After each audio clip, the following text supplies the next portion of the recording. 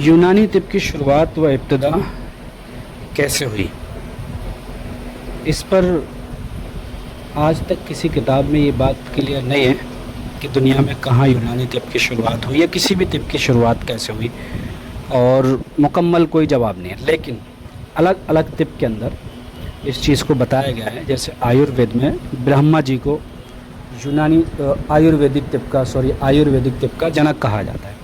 ऐसे यूनान के अंदर अस्कलिपियुस, बुकरात को यूनानी तिब का जनक कहा जाता है। इदरीस अलैहिस्सलाम को भी यूनानी तिब का फाउंडर माना जाता है। इसी तरह से रोम में, मिस्र में, ईरान में, ईरान में, रूम के अंदर, हिंदुस्तान के अंदर सब जगह जो है अलग अलग माना जाता है। लेकिन सही बात यह है कि जब अल्लाह ने, ईश्वर ने दुनिया के पहले इंसान हज़रत आदम अलैहिस्सलाम को जब पैदा किया तो उनको दुनिया के जितने भी इल्म उस वक्त थे, आने वाले दिनों में इल्म होंगे, वो सारे दिए। उसमें एक इल्म तिब भी था।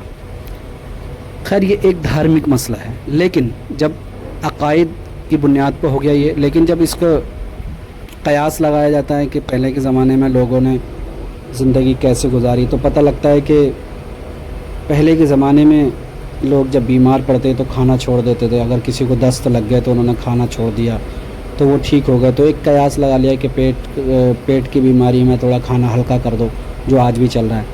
ऐसे ही कोई जानवर बीमार पड़ता तो वो अपने उसी हिसाब से इलाज करता। जैसे हुक्ना है, एनीमा का जो अमल किया जाता है आज, लैट्रिन के रास्ते जो फ्लूइड दे करके लैट्रिन को बाहर निकाला जाता है, कब्ज़ जिन लोगों में शदीद हो जाता है उनके लिए, तो उनको हुक्ना का अमल किया जाता है। जो हुक्ना का अमल मतलब एनीमा इंग्लिश में बोलते हैं, वो एक बुगले से सीखा। बुगले को लैट्रिन नहीं आई कई दिन से, तो उसने क्या करा, अपनी चोंच से कोई चीज़ लेकर के, बाहर की कोई पानी वानी लेकर के अंदर को डाला और लिक्विड मतलब तर किया अपने लैट्रिन की जगह को, जिससे लैट्रिन उसकी आसानी से आ गई। तो ऐसे लोगों ने सीखा, ठीक है। उससे फिर क्या हुआ, ये कयास लगाया गया कि यार इसका मतलब एनीमा ऐसे दिया जाएगा, अगर किसी को लैट्रिन नहीं आ रही है तो उसको ऐसे ऐसे लैट्रिन ला सकते हैं। उसके बाद कुछ वो भी मिले हैं, आसार शवाहिद भी मिले हैं, मतलब कुछ प्रूफ भी मिले हैं। जैसे मोहनजोदड़ो की खुदाई हुई थी तो वहाँ पर दिल दिमाग के स्ट्रक्चर बने हुए मिले, तो उससे अंदाज़ा लगा कि पहले के ज़माने में भी लोग तिब को समझते थे, मेडिसिन को समझते थे और उसको पढ़ते थे, पढ़ाते थे। स्ट्रक्चर बने हुए थे, मिट्टी के बने हुए थे, तो उससे भी एक प्रूफ के तौर पे मिलता है। लेकिन अब हम बात करेंगे जहाँ जहाँ दुनिया में जैसे जैसे संस्कृति हुई, उन्होंने वैसी वैसी तिब का नाम दे दिया। हिंदुस्तानी संस्कृति हुई, इसका हिंदी तिब नाम दे दिया। यूनान की हुई, इसका यूनानी तिब दे दिया। रूम की हुई, इसका रूमी तिब दे दिया। ईरान की हुई, इसका ईरानी तिब नाम दे दिया। तिब मतलब मेडिसिन। अब बात आती है कि यूनानी तिब की शुरुआत कैसे हुई, ठीक है। तो यूनान के अंदर क्या होता है, हज़रत इदरीस अलैहिस्सलाम को यूनानी तिब का फाउंडर माना जाता है। कहा जाता है कि हज़रत अलग अलग धर्मों के हिसाब से, जैसे मूसा अलैहिस्सलाम को मानने वाले कहते हैं कि मूसा अलैहिस्सलाम ने सबसे पहले मेडिसिन की शुरुआत की। इदरीस अलैहिस्सलाम का किताबों में ज़िक्र दिया गया, जिनको हरमस भी कहा जाता है यूनानी ज़बान में। और मैं बताते चलूँ, हरमस कंपनी जो है वो इन्हीं के नाम से रखी गई है, केरला की कंपनी हरमस, अक्सर लोग जानते भी होंगे। ऐसे ही इदरीस अलैहिस्सलाम यूनान से थे, इसलिए उनको माना जाता है यूनानी तिब का फाउंडर। लेकिन सही मायनों में इसका भी कोई क्लियर प्रूफ या जवाब नहीं है। अब बात आती है हकीमों से। ईसा अलैहिस्सलाम से 600 लगभग 700 साल पहले अस्कलिपियुस नाम के एक हकीम आए।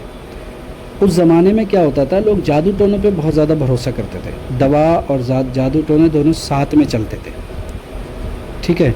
अब जादू और दवा, इन दोनों का क्या करते थे, कॉम्बिनेशन के साथ इलाज करते। अक्सर आप देखते होंगे यूनानी में जो हकीम कुछ ऐसे होते हैं कि वो आज भी ताबीज़ वगैरह भी देते हैं और दवाइयाँ भी देते हैं। तो वो कोई नई परंपरा नहीं है, वो जब दुनिया में मेडिसिन की शुरुआत हुई, यूनानी मेडिसिन की, तभी से ही चला आ रहा है कि मतलब दवाओं के साथ साथ ताबीज़ वगैरह भी देते हैं, जो जादू टोनों का जिसे कहा जाता है। अस्कलिपियुस जो थे दुनिया में 90 साल की उम्र तक रहे, ज़िंदा रहे। फिर किताब में उनके बारे में जहाँ तक मैं जानता हूँ, मैंने पढ़ा था कि आसमान से कुछ फरिश्ते आए थे और उनको किसी चीज़ में बिठा करके ले गए। ये एक किताब में, अल्लाह बेहतर जानता है सही क्या है। ये हिस्ट्री जानना इसलिए ज़रूरी है क्योंकि हमें मालूम होना चाहिए हमारी बेसिक कहाँ है। अब इलाज तो हम करेंगे ही, 4-5 दिन हम इस तरह से बेसिक जानेंगे तो हमें बहुत कम आएगी। हम किसी से भी बहस कर सकते, किसी को बता सकते हैं हमारी तिब कहाँ से शुरू हुई। और जैसे अभी होम्योपैथिक है वो 200 साल पुरानी है, अब हम उससे बहस करेंगे तो वो हमारे सामने कुछ भी नहीं है। क्यों? क्योंकि हम जब से दुनिया बनी है, जब से यूनानी तिब जड़ी बूटियाँ जब से चल रही हैं, तो इसलिए बेसिक चीज़ होना ज़रूरी है। तो इदरीस अस्कलिपूस के ज़माने में क्या था कि वो बहुत बड़े हकीम थे और साथ में जो है वो जादू से इलाज करते थे और दवाइयों से भी इलाज करते थे, दोनों चीज़ों से इलाज करते थे। क्या हुआ कि जब जादू टोनों से इलाज और दवाओं से इलाज करते थे तो लोगों में क्या हुआ कि बहुत पॉपुलर हो गया वो, क्योंकि भी बीमार होता है कोई ठीक कर दे तो जैसे आज के दौर में डॉक्टर फेमस हो जाते हैं, ऐसी वो भी फेमस हो गया। अब लोग बहुत दीवाने हो गए। 90 साल की उम्र में जब वो चले गए दुनिया से तो लोग उनके इतने दीवाने थे कि रो रो करके पागल होने लगे थे लोग कि अब हम कहाँ और किससे इलाज चलाएंगे। दिक्कत सबसे बड़ी क्या थी कि उस ज़माने में एक ही ख़ानदान के अंदर इल्म रहता था। जैसे अगर कोई हकीम है तो वो उसी के घर में रहता था, दूसरे को नहीं देता। जैसे आज भी ये परंपरा चलती है, किसी को कोई नुस्खा पता है तो लोग बताना पसंद नहीं करते हैं, खुद ही के घर में ही रखते हैं। तो वो भी ये कोई नई बात नहीं है, पुरानी बात है। और उस ज़माने में जब अस्कलिपूस जब चले गए दुनिया से तो उनकी लोगों ने क्या मूर्ति बना ली। मूर्ति बना कर एक मतलब एक घर जैसा बना लिया, उसमें मूर्ति बड़ी सी बना कर रख दी और लोग आते थे उनके दरबार में, रात को एक हाथ फैला करके अपनी बीमारी बताते थे और उनको एक कमरे में बंद करके सिंगल नहला धुला के सिंगल कमरे में बंद कर दिया जाता था। ये मानना है उस दौर के ज़माने के लोगों का, किताबों में दिया बाकायदा इसका, कि अस्कलिपूस उनके ख्वाब में आते थे और उनको उसका इलाज बताते कि फ़ला जगह जाओ, वो जो बूटी वहाँ मिलेगी तुम्हें और उससे आप ठीक हो जाओगे। तो लोग जाते, जड़ी बूटी लेते थे वहाँ से, पीस कर उठल के उसको खाते और वो ठीक हो जाते और वही चीज़ नोट कर ली जाती थी कि इस बीमारी का मरीज़ उस दवा से सही हुआ। और ऐसे ही धीरे धीरे एक तरीके से रिसर्च भी होने लगी कि कौन सी जड़ी बूटी किस काम में आती है। यहीं से शुरुआत हो गई। अब अस्कलिपूस के 300 साल बाद लगभग 6ठी-7वीं पीढ़ी में बुकरात की पैदाइश होती है। बुकरात जो वाकई में रियल हकीम हैं और जिनको हिप्पोक्रेट के नाम से जाना जाता है। हिप्पोक्रेटिक ओथ जो दिलाई जाती है ना सभी डॉक्टरों को, दुनिया की सभी पैथी मानती है कि दुनिया के सबसे पहले हकीम और डॉक्टर हैं हिप्पोक्रेट। सभी पैथी माना जाता है, जैसे फादर्स ऑफ मेडिसिन माना जाता है, जो हकीकत में सही भी है और इसके प्रूफ भी हैं। ये ईसा अलैहिस्सलाम से 350 और 400 साल के बीच है, पूरा है पहले। ईसा अलैहिस्सलाम के 400 साल पहले की बात है। बुकरात ने क्या करा, मेडिसिन को अलग कर दिया और जादू टोनों को अलग कर दिया। यहीं से जो है इल्म तिब या यूनानी तिब की शुरुआत हुई। दुनिया ने इसको यहीं से इल्म जाना और क्योंकि यूनान के थे ये, इसलिए यूनानी तिब के नाम से इनकी तिब हुई। पूरी दुनिया इनको ही फादर्स ऑफ मेडिसिन मानती है, चाहे वो एलोपैथी हो, चाहे वो यूनानी हो, चाहे वो आयुर्वेद हो, या सभी में मानते हैं। और होम्योपैथिक तो क्या अभी शुरुआत हुई है 200 साल पहले, इसलिए वो नहीं मानते इस चीज़ को। लेकिन एलोपैथ और यूनानी में तो 100% इन्हीं को माना जाता है फादर्स ऑफ मेडिसिन। इन्होंने क्या करा, खून बलगम सफ़रा सौदा। अब देखो, अब असल पॉइंट शुरू हो रहा है। खून बलगम सफ़रा सौदा की जो बताया, इन्होंने ही रिसर्च करके बताया कि इंसान के जिस्म में 4 फ्लूइड होते हैं और जब ये 4 फ्लूइड में से जो भी गड़बड़ होता है उसी के ताल्लुक से बीमारियाँ होती हैं। और ये कोई जादू नहीं होता है, ये बॉडी के मिजाज और खिल्त जो होती है, खिल्त मतलब खून बलगम सफ़रा सौदा, इनके बिगड़ने की वजह से बीमारियाँ होती है। ये कोई जादू नहीं होता है, इसलिए जादू को अलग कर दिया, जो हकीकत भी है आज के दौर में चल रही है। लेकिन जब इसको अलग करा तो इन्होंने बहुत सारी रिसर्च करी, बहुत सारा बताया लोगों को, और इसी वजह से जो है इनको यूनानी तिब का या मेडिसिन का फादर्स कहा जाता है। इन्होंने फिर और एक काम इन्होंने और करा, इन्होंने आम कर दिया। अब ये नहीं रहा कि अब मेरे ही ख़ानदान के लोग करेंगे, अब कोई भी तिब को सीख सकता है और अपने अपनी जगह जा कर के उसको खिदमत का अंजाम दे सकता है।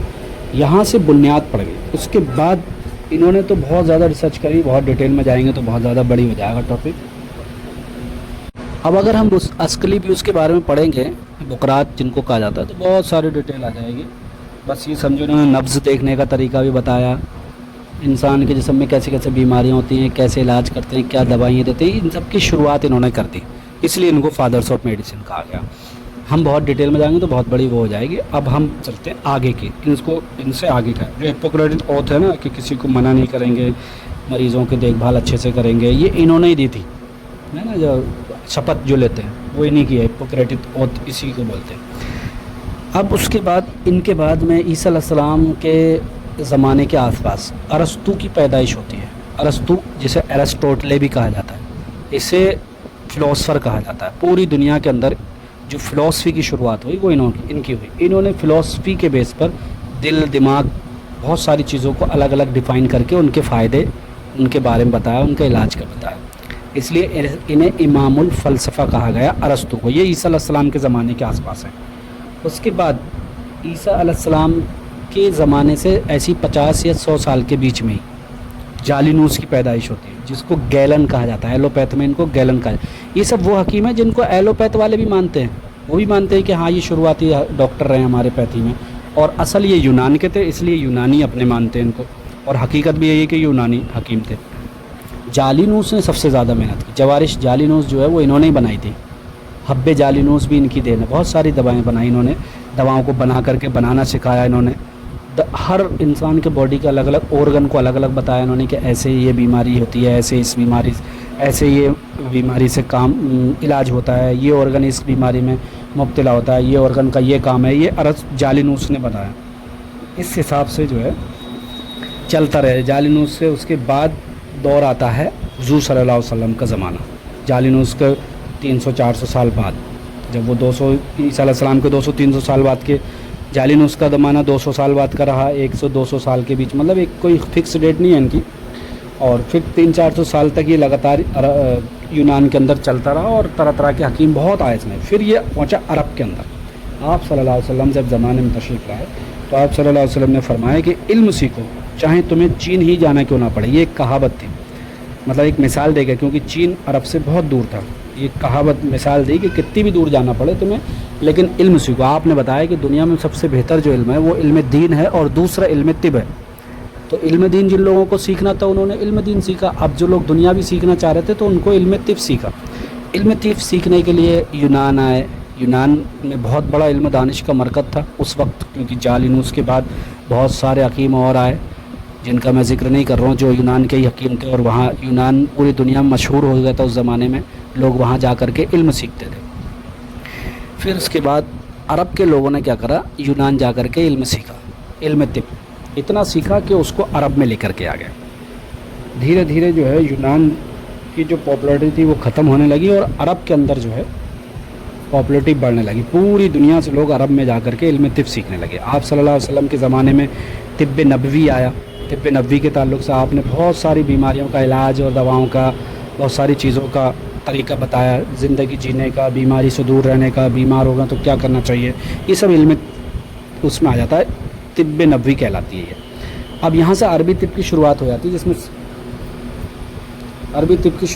जिसमें जो है सबसे पहले तिब्ब नबवी आती है आप सल्लल्लाहु अलैहि वसल्लम के ज़माने की।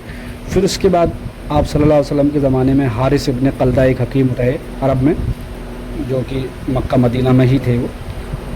तो जब सहाबा इकराम बीमार होते तो आप सल्लल्लाहु अलैहि वसल्लम ने कई सहाबा इकराम से कहा कि हारिस इब्न कल्दा के पास जाओ और वहाँ से इलाज कराओ। आप अंदाज़ा लगा सकते हैं हारिस इब्न कल्दा जो है वो कितने बड़े हकीम होंगे, जिनको आप सल्लल्लाहु अलैहि वसल्लम ने कहा कि उनके पास से इलाज कराओ, जबकि वो ईमान नहीं लाए थे, वो मुसलमान नहीं थे।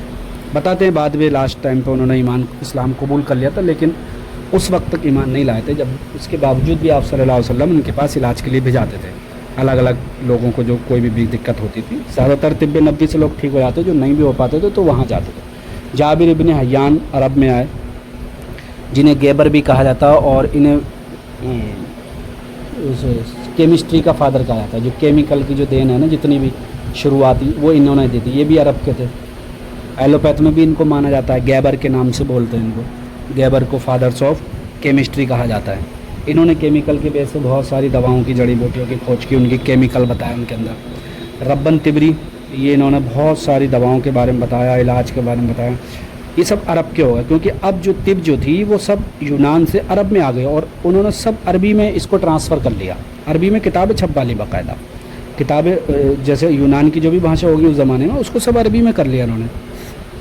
अब उसके बाद क्या हुआ, ज़करिया राज़ी अरब के तिब आए। इन्होंने बैक्टीरिया वाला कॉन्सेप्ट दिया, बड़ा ज़बरदस्त। बैक्टीरियाओं की खोज करी इन्होंने अलग अलग जगहों पे, जो आज जो चेचक वगैरह की जो खोज है ना, ये सब इन्हीं की देन है, ज़करिया राज़ी की। यूनानी तिब के 4 फाउंडर माने जाते हैं, 4 पिलर माने जाते हैं, जिसमें बुकरात, जालिनूस, ज़करिया राज़ी और इब्ने सीना की बात आती है। तो वो ये ज़करिया राज़ी तीसरे पिलर माने जाते हैं। सबसे पहले बुकरात, जालिनूस हो गए, ज़करिया राज़ी की मैं बात कर रहा हूँ। जो जितने भी हॉस्पिटल चल रहे हैं ना दुनिया के अंदर, ये ज़करिया राज़ी ने ही देन दी थी कि पूरे हॉस्पिटल बाकायदा बागों के अंदर हॉस्पिटल बनाए जाते थे, हरियाली वाली जगह में बेड लगाए जाते थे वहाँ पर जो भी होंगे उस ज़माने में, और बाकायदा पढ़ाया जाता था। जो आज डॉक्टरों के पीछे स्टाफ घूमता है ना, सीखने वाले जो घूमते हैं, ये सब ज़करिया राज़ी की देन है। जब वो जाते थे मरीज़ों का हाल पूछने, तो वो स्टूडेंट को अपने साथ ले जाते थे और बताते थे देखो इनको ये बीमारी है, हमने ये दवाएं दी। अब वो बच्चे नोट करते थे उसको, जैसे आज भी चल रहा है, ये सब उनकी देन है।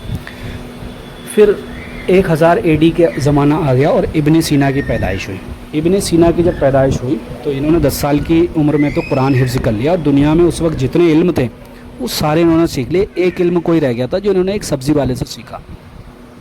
17 साल की उम्र तक ये ऐसे हकीम बन गए कि दरबारी जो होते थे ना, शाही हकीम होते थे, वो बन गए थे। इब्ने सीना ने इतनी तरक्की करी, इतनी रिसर्च करी, दुनिया की जितनी भी तिब थी, जितनी भी इल्म था, इन्होंने सबको नए सिरे से एक किताब में मुँह भर दिया।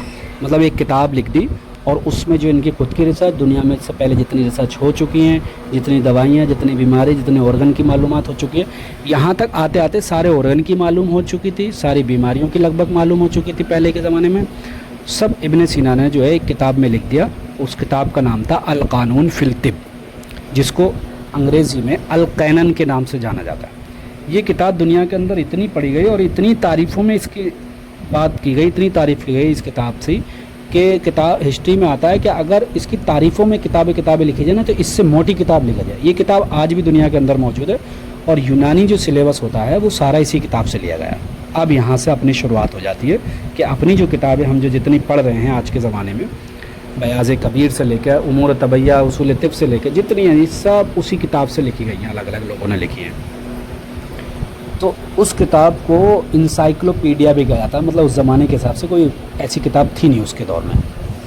यूरोप के मेडिकल कॉलेज जो थे 1000 AD से 1700 AD तक इस किताब को, अल कानून फिल तिब को, यूरोप के मेडिकल कॉलेज में पढ़ाया गया। 700 साल तक पढ़ाया गया था इसको। 1700 AD में इसी किताब को पढ़ के अंग्रेज़ों ने रिसर्च करके फिर एलोपैथी की शुरुआत करी। अब देखो हिस्ट्री देखो आप, एलोपैथी की शुरुआत 1700 और 1800 के बीच में हुई है। मॉडर्न जिसे कहते हैं मॉडर्न पैथी है ना, केमिकल वाली, जो जिसमें जब फटाफट दवाओं का इलाज होता है, जल्दी रिलीफ वाली। तो इस किताब को ही पढ़ के सब अंग्रेज़ों ने रिसर्च करी, फिर उन्होंने अपनी नई पैथी बनाई जिसे मॉडर्न पैथी या एलोपैथी कहा गया। देन किसकी है? अल कानून फिल तिब, यानी कि इब्ने सीना की किताब। 1700 AD तक ये किताब बाकायदा सिलेबस में यूरोप के तमाम देशों में मेडिकल कॉलेज में पढ़ाई गई। अल कानून फिल तिब। दुनिया में किसी भी तिब की अगर बात आए तो फ़ख्र से कह देना कि हम उस किताब को पढ़ते हैं, जिस किताब को पढ़ के तुमने नई पैथी करी है, हम उसकी जड़ को लेकर आज भी चलते हैं। इस किताब को पढ़ने के बाद फिर उन्होंने अंग्रेज़ों ने अपनी पैथी शुरू कर दी, जिसको आज जो MBBS वगैरह जो अपने आप को घमंड करते हैं ना, हमें तुम्हें कुछ नहीं समझते, वो सब हमारे बाद आए हैं। उन्होंने हमारी किताबों से पढ़ के तरक्की की है और तब नया दौर में आया है। हम जो हैं शुरुआती वाले हैं और हमसे ही चली थी दुनिया की शुरुआत दवाओं में।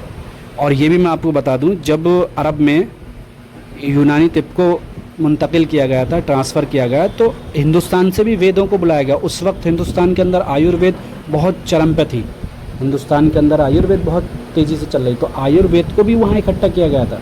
यहाँ से बहुत सारे आयुर्वेद को बुलाया गया था, वेदों को बुलाया गया, उनसे यहाँ की नॉलेज अरब में जाके इकट्ठी करवाई थी।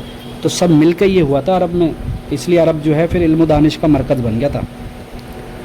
उसके बाद जो है अबुल कासिम ज़हरावी आए, जिन्हें फादर्स ऑफ सर्जरी कहा जाता है। जितने जो सर्जरी के जो ऑर्गन है ना, जो कट लगाने की कैंचियाँ और अलग अलग इंस्ट्रूमेंट जो हैं जो आज सर्जन इस्तेमाल करते हैं, वो अबुल कासिम ज़हरावी ने खुद बनाए थे। और वो सर्जरी, सबसे पहली सर्जरी उन्होंने की थी दुनिया के अंदर। सर्जरी जैसे आयुर्वेद में किसी और को माना जाता है फादर्स ऑफ सर्जन, यूनान के अंदर अबुल कासिम ज़हरावी को माना जाता है फादर्स ऑफ सर्जन, समझ रहे हैं। उसके बाद जो है इन्होंने सर्जरी के ताल्लुक़ से बहुत सारी बातें बताई। किताबें हैं बाकायदा इनकी, अबुल कासिम ज़हरावी की किताबुल तसनीफ़ है एक लिखी हुई, उसमें सब सर्जरी के बारे में बताया। फिर इब्न हेशम आए, इन्होंने आँख के ताल्लुक़ से ये बताया दुनिया को। पहले के लोग ये समझते थे कि आँख में से रोशनी निकलती है इसलिए हम बाहर का देखते हैं, अलग अलग कॉन्सेप्ट थे, लेकिन इन्होंने क्लियर किया कि भाई बाहर की रोशनी और आँख का रिफ्लेक्शन वगैरह वगैरह क्या क्या होता है।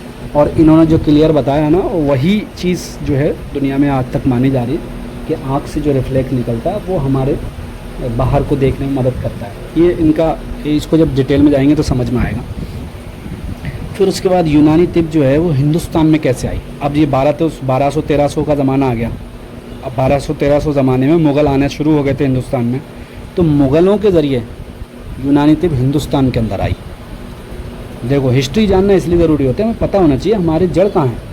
अब मुग़लों के ज़माने में जब गुजरात के अंदर आई सबसे पहले, फिर धीरे धीरे हिंदुस्तान के अंदर आई, फिर ये आयुर्वेद के साथ मिल गई, क्योंकि दोनों का कॉन्सेप्ट लगभग जड़ी बूटी पर सेम ही है।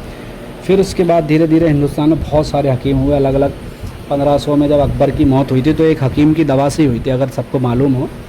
कोई अकबर अरज़ानी हकीम थे, बहुत काबिल हकीम थे उस ज़माने के। तो अकबर बादशाह को क्या हुआ, दस्त लग गए थे, बहुत दिन हो गए दस्त चलते हुए, हल्की हल्की दवा दे रहे थे अकबर अरज़ानी जो उनके दरबारी तबीब थे। तो एक बार अकबर बादशाह ने उनको बुला करके डांट लगा दी कि तुम मुझे कैसी दवा दे रहे हो, मेरे दस्त नहीं रुक रहे। तो उन्होंने क्या है, एक दवा बनाई थी कि जिसको पानी में डालते पानी को भी जमा देती थी वो। तो उन्होंने कहा है कि मेरे पास एक दवा ऐसी है कि एक ही दिन में तुम्हारे दस्त जमा देगी। नहीं ठीक है, मुझे ऐसी दवा दो, बहुत दिन होगा दस्त चलते। ये अकबर बादशाह की कहानी है और किताबों में है बाकायदा। तो उन्होंने वो दवा दे दिया अकबर, उससे क्या हुआ है कि दस्त रुक गए और लैट्रिन टाइट हो गई, कब्ज़ हो गया। इतना कब्ज़ हुआ कि फिर लैट्रिन नहीं आ पाई उनको, और उसी की वजह से अकबर बादशाह की मौत हुई। ये हिस्ट्री में भी है और यूनानी पैथी के हिस्ट्री में दे रखा। तो उस ज़माने में भी हकीम रहे। फिर उसके बाद में हिंदुस्तान धीरे धीरे आगे बढ़ता रहा और आज़ादी का ज़माना आ गया, फिर अंग्रेज़ों का ज़माना। तो उसमें हकीम अजमल ख़ां का ज़माना रहा। हकीम अजमल ख़ां ने क्या करा, फिर इसको बहुत ज़्यादा तरक्की दी, और हिंदुस्तान में तो क्या है, हकीम अजमल ख़ां के नाम से ही जानी जाती है। हकीम अजमल ख़ां तो ऐसे थे कि लाइन लगा के लोगों की नब्ज़ देखते थे और नुस्खा लिख कर दे देते थे। एक जना लिखने वाला चलता उनके साथ, और वो नब्ज़ देगा, बताया कि ये बीमारी है और जाओ ये दवा ले लो, उसको लिख करके दे दी, वो अपने जड़ी बूटी ख़रीद लेता, जो भी करना होता। अब हिंदुस्तान में कैसे चल रही है, central counselling of Indian medicine के, जैसे जब भारत आज़ाद हो गया तो हिंदुस्तान में जो है CCIM के अंदर में ये यूनानी पैथी को चलाया जा रहा है, central counselling of Indian medicine. अब जब से ये BJP की सरकार आई है, मोदी गवर्नमेंट आई है, तो इन्होंने क्या करा, आयुष मंत्रालय को अलग कर दिया, जिसमें आयुर्वेद, यूनानी, योगा, सिद्धा, होम्योपैथिक ये सारे हैं। तो इसमें यूनानी को भी बाकायदा अपने देश की ही तिब मान करके उसको लेकर के चले। हिंदुस्तान में लगभग 40 और 50 कॉलेज हैं यूनानी तिब के, जहाँ पर यूनानी की पढ़ाई की जाती है। ये हो गई हिस्ट्री। ऐसे मैंने बहुत शॉर्ट बताई है, वरना अगर मैं लेक्चर दूंगा तो 3-4 दिन भी लगातार मैं बोलता रहूँगा तो ये ख़त्म नहीं होगी इसकी हिस्ट्री। बड़ा मज़ा आता है इसकी हिस्ट्री पढ़ते हुए, पता लगता है कि हमारी जड़ कहाँ है। अब आप लोगों को भी बड़ा अच्छा लगेगा, उम्मीद करता हूँ इंशाल्लाह। चलिए खैर, अब जो है CCIM और आयुष मंत्रालय के ज़रिए यूनानी तिब को आगे बढ़ाया जा रहा है। बाकी जो है इसके ज़रिए BOMS कोर्स कराया जाता है, और BOMS कोर्स में ही ये पूरी यूनानी तिब को पढ़ाया जाता है।